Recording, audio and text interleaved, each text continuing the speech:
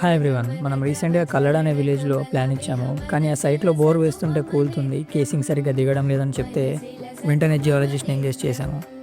Electrical resistivity survey చేయించాము. ఈ సర్వేలో మాకు తెలిసిందేంటంటే ఈ ల్యాండ్‌లో 18 ఫీట్స్ లోపల అప్ టు 27 ఫీట్స్ వరకు లైమ్‌స్టోన్ డిపాజిట్స్ ఉన్నాయని. లైమ్‌స్టోన్ అనేది ఒక సాలిడ్ మెటల్ అయినప్పటికీ అసిడిక్ సొల్యూషన్‌లో ఈజీగా మెల్ట్ అవుతుంది. రివర్స్‌లో సుడిగుండాలు రావడానికి లైమ్‌స్టోన్ అనేది ఒక మేజర్ రీజన్. ఒక దగ్గర ఉన్న వాటర్ మొత్తాన్ని లాగేసి ఇంకో దగ్గర వదిలిపెడుతుంది. రీసెంట్‌గా పాపికొండల దగ్గర బోట్ మునిగిపోవడానికి కూడా సుడిగుండమే కారణం. ప్రాబ్లమ్ తెలిసినాక సొల్యూషన్ కూడా ఇవ్వాలి కదా!